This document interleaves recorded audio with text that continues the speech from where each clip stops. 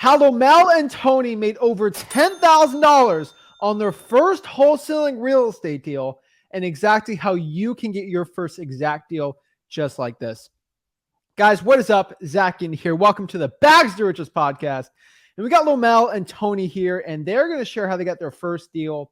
And it's a really cool story because we've seen Lemuel on the live streams all the time, from his first time hopping on, getting started in this business, to him talking about his $10,000 check. And I'm excited. I'm really ready to go and really excited. So, guys, what is up? Tell me how you got your first wholesaling deal. What's up, Zach? Thank you for having us. Go ahead, Lamar. First things first, I want to thank you for having us and, for what you do. We want to thank you. We pretty much were virtually wholesaling, so it is possible to anyone watching. How we got our first wholesale deal, we pretty much we have PropStream, and we pulled the list. We pulled a water shut-off list. And, we started marketing. We started cold calling. We started, trying to get a hold of, motivated sellers, because that's what the water shut off is, people that are in need of selling, so that's how we got a hold of the seller that we closed the deal with. And yeah, so we basically, me and Lemuel, we decided to team up. We were like, all right, y'all brothers, cousins. What's the story start out? Cousin. He's my cousin, and he actually started wholesaling first. Yeah, probably 7 months. Yeah, it took me 7 months. I've been doing it for quite a while, but just never. I was on and off.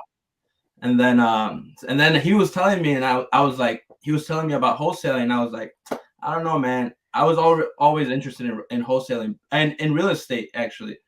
But he was telling me wholesaling, and I was like, all right, let's do it, man. Let's team up. We weren't really close, close. But me and him teamed up, and we started taking action. We started watching your videos. And water shut-offs, man. You told us, and we were like, let's get the water shut-off list. And that's where our basically our lead came from. And then we started taking action. Obviously, we're not the best. Still working on it. Yeah. But of course, we managed to get him under contract. We followed every step. We followed the MCTP. We pretty much just, we did everything that you told us to do. Okay, let's rewind this back. Right. So first of all, you guys are in Illinois, Chicago. So obviously you guys did virtual wholesaling from here. So you went to PropStream, you pulled the water shut-off list. A lot of people don't know it's the utility liens. Is that what you guys pulled inside of PropStream? Yeah, right. You pulled it. Yeah, we think we did that one, and we also got in contact with the county, Milwaukee County. Got it. So okay, it came from one of those, and that's where we got the water shut-off list. Okay, and how did you guys skip trace that? We used a batch skip trace for that one, and it cost us like $100, to be honest, because it wasn't that big of a list. Yeah, and we just called that in 2 days, and we got a few leads that were interested in selling, but our main one was his name was Anthony, like my name. Yeah, his name, which is pretty funny. And I was like, all right, this is good luck. And we kept in contact with him. At first, he was like, sticking to this price. I don't want to. What price? Not moving. So he was at 75. He was okay. He didn't want to negotiate. But we just kept talking to him. We were caring about his situation. We try to work with him as much as possible, and then we kind of told him that our numbers were tight. We were just negotiating with him, and we brought him down to 70, which he was okay with. And from there we sold it for 80, and pretty much well, okay, so you guys did this doing virtual wholesaling, so obviously you guys are making it seem a little more smooth than it really was, because I remember my first virtual deal, it's a little confusing. So he agreed to 70. What was the process from there? Did you say, hey, I'm going to go see you at your house? Did you guys drive there? Did you guys do a DocuSign? What was that process like? Yeah, so we got him under contract. He was an older guy, so we sent it through DocuSign. We kind of gave him like explanations how to do it. He signed. We went to see it like maybe like 3 days later, and we never. I'd never met Anthony. Lemuel did, but we actually ended up seeing his daughter, and she showed us the property, and we put a lockbox in there, and we were like, all right, we took some pictures, and we marketed it, and then we found a buyer. He found a buyer on Facebook actually, and I was like a little bit sketched out because it was just like a random people, and I know you say like, oh, like there's people that just try to, I guess, like steal your deals. So we were being cautious. We were asking the questions that you actually told them well when he hopped on the live, like show proof of funds, do all that stuff, and yeah, we found a buyer for 80,000, and a lot of people were lowballing us. Specifically, where did you find this specific buyer? Anthony found. I found him on Facebook. He messaged me on Facebook. And like from a Facebook group? Yeah, Facebook wholesaling group. Okay. Was it like a general group, like a Milwaukee group? Like where do you find this? Yeah, okay. Milwaukee. Yeah. The niche Facebook groups usually work the best, I found. Yeah, they do. Absolutely. Yes, they do. Which is pretty cool. So he DM'd you. Did you make a post or something? Like how did he come in from there? Yeah, we put the picture of the property. We put the details on the asking price, and he was like, "Hey, I want to go see this. I buy in Milwaukee," and he sent me his company name. He sent me all the information, proof of funds. I made sure he was legit, and then on a Sunday, I went. I was scared, to be honest, because obviously first time. Everybody watching this, like first time, we don't really know what we're doing. But when I got there, I was like, all right, it's game time. Like we have we have one chance to execute. Like let's do this. So that's what I put myself in my head, and I was like, all right, let's do this, game time. Yeah. And so he walked through by himself? Yeah, me and him. I went on a Sunday, and he was like, how far of a drive is that from you? It was like an hour. Yeah, and it was it's a weird house. So we were having trouble. Like it was a steel. Have you ever heard about steel homes? Yeah, it's a Midwest thing. Yeah. Yeah, it was a Listron home. So after World War II, they were having trouble like building houses. So we found that house, and it was he was like, oh my gosh, I've never seen this. Like, but he was like, yeah, I'll give you guys 80,000 for it, and I was like, all right, let's do it, dude. Yeah. I'm telling you, yeah. Every piece of real estate is weird, but the thing is, since it's a piece of real estate, it will produce cash for a landlord. It will get rent like this every single month, so it has value. That's the one thing I want everyone knowing this. Like, you lock up a deal, it's worth something because it can produce money. It is like a vending machine. It will spit out cash.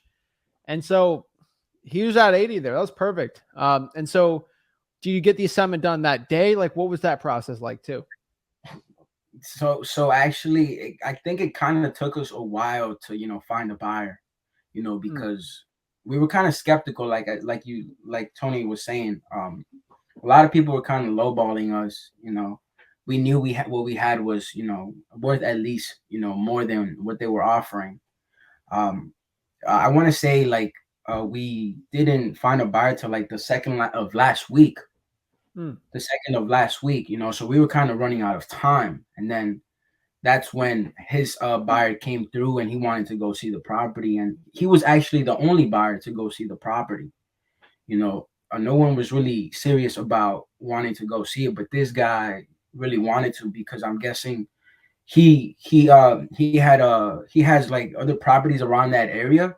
His office was not too far, so it was a must buy for him. So kind of worked out at the end.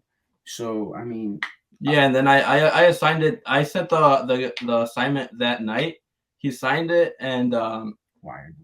Yeah, he put the 5,000 EMD, and then it was basically like we had to tell the seller, hey, he had a bunch of stuff in his house. He had a bow. He had a bunch of stuff that he wanted to take. So we actually this is one of the things that one of the hiccups was like we said we were going to close like, let's say I think it was like March 3rd, March 3rd. yeah, and then we actually ended up closing like way earlier. And he was like, "Hey, you guys told me like you guys were gonna give me a few more weeks. I still have my boat in there. I still have a bunch of stuff in there. So we listened to your podcast and we were like, all right, we got to problem solve this. Yeah. So what do we do, Lemuel? Well, we pretty much we had to let them know that the stuff had to get they had to be gone by a certain time, and we pretty much had to help them move the stuff to a storage unit that we purchased ourselves, because you got to give something in order to get something in return. So that's what we did.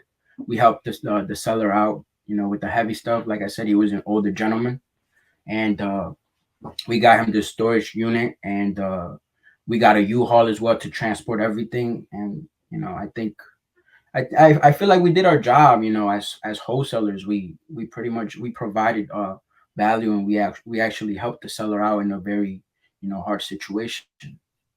100% agree. You helped the seller out, you helped the buyer out, and you guys got helped out with a nice little check there. So I think that story is pretty cool. How do you guys find the title company right here? So I found this title company, other wholesalers, around the area. I came across one of my buddies. Shout out to him. He recommended me this title company, which I really do appreciate him for doing that.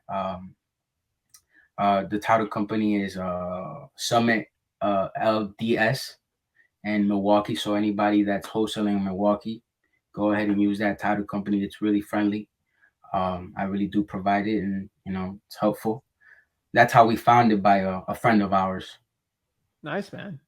And hey, you guys got the deal right. How did it feel to get that check on closing day? Like, how's that process like? Tell me. Go through the day with me. So I actually obviously I have a 9 to 5. We work in the mornings. We both work in the mornings. I actually thank God that day I had my day off, So I was kind of nervous because I'm like, damn, it's my first time meeting the seller in person. I'm not sure how that's gonna go. Is he gonna take me serious? Because I look pretty young, Does it look like I have the money? Probably not, but that's not the reason, I walked in and I see him sitting in the waiting room, like in the closing table already, and my heart drops, it sinks, and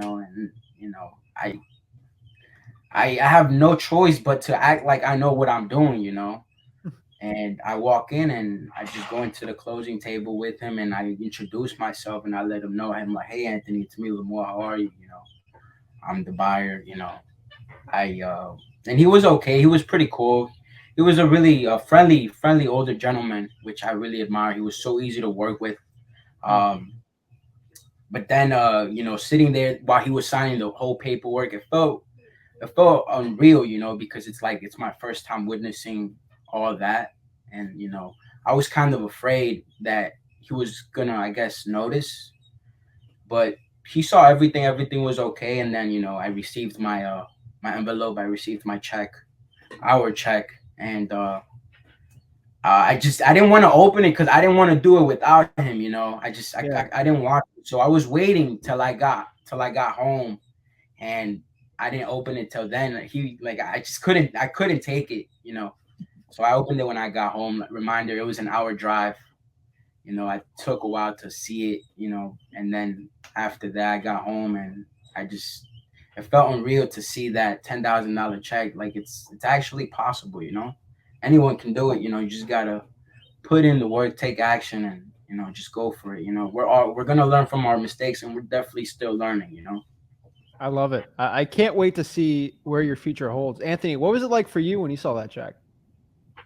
Yeah, so I was working. It was like at 12. I was working, and I get a phone call. He actually FaceTimed me, and he was like, I was like, all right, he's got it, or something's going wrong, or he got the check. So I answered, and he just started screaming. He was like, yo, and then I just started screaming too, and I was like, hey man, we did it. And then later that day we went to church, and then he showed me the check, and then I was like, oh man, this is awesome. And man, hopefully it's we get more, So it's all about putting in the work, taking action. Yeah, taking action. That's what you preach, man, and it's the truth. That's it, man. First of many. So, Lemuel, Anthony, thank you so much for telling me the story. I love seeing the real life, actual story of other people outside of me doing deals like this from the beginner's perspective too. So I love seeing that. I really appreciate you guys hopping on here. You guys are going out here, still taking action, right? Still going after it, going for that second deal, third deal, fourth, and then I can't wait to see next year where you guys are at. So I really appreciate you guys coming on, telling your story, showing the real life what this actual business looks like to everyone, and most importantly, inspire the next person watching this to go get their first deal too. So Definitely. I'm really excited. I can't wait to see your journey, guys. So thank you so much for hopping on. Thank you, Thank you, Zach, for Zach. having us. Thank you so much, Aaron. Appreciate it. Before we hop off, is there any piece of advice for anybody watching this trying to get their first deal? Maybe the same age as you, maybe two cousins watching this or friends trying to get their first deal. What's your one piece of advice to help them out before we hop off?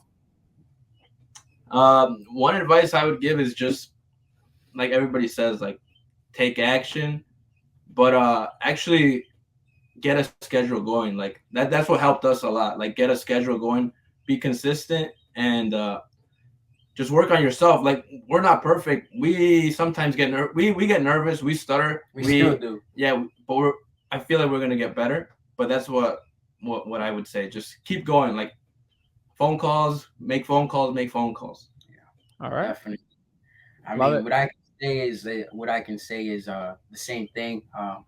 To anyone that's brand new, you know, you got to watch freewholesaling.com. You know, SAG provides it. Shout out to him. That's where, you know, I would suggest you guys to start, and, you know, just stay consistent. And, you know, we're in the business to trying to provide value and help the sellers and trying to connect them with an end buyer. That's pretty much what I can say. Boom. And That's it. Like your shirt, never give up. I love it, man. So, yes, guys, sir. go out Never here. Never back down. I love it, man. So, guys, you guys are an inspiring story. Can't wait to see your success, and congrats to you guys. And let's get back to work. Let's get some more deals. Thank you, Zach. Thank you, Zach. Appreciate you. Have a Appreciate great it. one.